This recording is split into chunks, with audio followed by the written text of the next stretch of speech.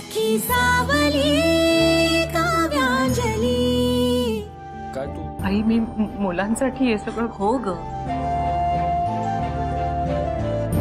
हे मी तुला आधीपासूनच सांगितलं होतं। कोणताही निर्णय घेताना तुला मनापासून काय वाटतं याचा विचार कर। तुझ्यातल्या काव्याला ओळख, ह्या काव्याला विसरू नकोस, स्वतःला त्रास करून घेऊ नकोस। हे बघ, तुला आतून त्रास होत असणार आहे हे कळतंय मला। तुझी चिडचिड लपवू नकोस काव्या। हे बघ, यातून बाहेर पडायचं असेल ना तर एक उपाय आहे। विश्वजितला ऍक्सेप्ट कर।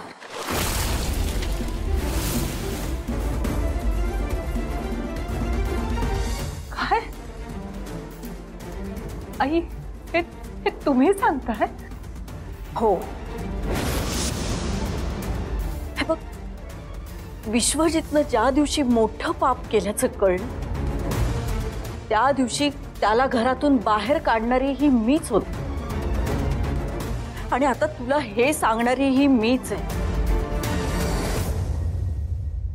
त्याच्याकडून चूक झाली, पण आपल्याला वाटत होतं तसं गंभीर पाप त्याच्याकडून नाही झालंय, हे आता सिद्ध झालंय ना। जी फसवणूक झाली आहे आणि त्याला त्याचं प्रायश्चित्त करण्याची एक संधी द्यायला हवी। त्याला त्याची चूक कळावी, बायको म्हणून तुझी त्याला किंमत कळावी असं मला वाटतंय।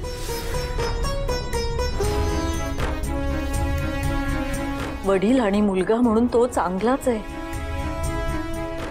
फक्त एक चांगला नवरा म्हणून स्वतःला सिद्ध करायची संधी तू दे। काव्या, या बाबतीत शांतपणे विचार कर।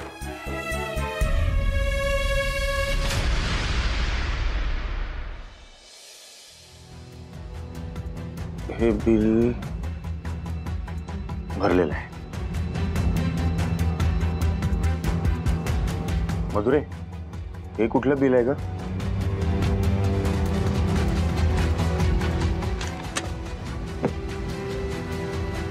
काय झालं?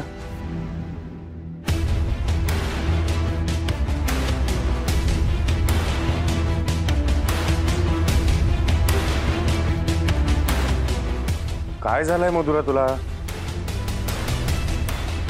खरं तर हे सगळं बोलण्याची ही वेळ नाहीये हे कळतंय मला, पण तरीही राहवत नाहीये म्हणून बोलतेय। हे सगळं कार्य पूर्ण होईपर्यंत 13 दिवस तिकडे राहण्याची अंजलीला काय गरज होती? खरं तर काव्या मुलगी आहे त्यांची, तिने राहायला हवं होतं। ही अंजली तर पुतणी आहे, पण नाही, काव्या गेली निघून तिच्या घरी आणि ही राहिली तिथंच। हे मला अजिबात पटलेलं नाही। अगं काय बोलतेस तू मधुरे? हं? सदानंदराव अचानक गेल्यामुळे त्या घरावर आभाळ कोसळलंय, आणि काव्य आणि अंजलीचं म्हणशील तर त्या वेगवेगळ्या नाहीच आहेत। काव्याला शक्य नाहीये म्हणून अंजली थांबायचं म्हणाली, यात काय इतकं? हं? आणि अशा वेळेला अशा वेळी करत प्रत्येक वेळी अंजलीने तिच्या मनासारखंच सगळं केलंय। या घरात ती लग्न होऊन आल्यापासून बघतीये मी, घराच्या बाहेरच राहायला जास्त आवडतं तिला। घरात राहण्यात इंटरेस्ट कमीच आहे तिला। आता तू जास्तच बोलतेस मधुरा।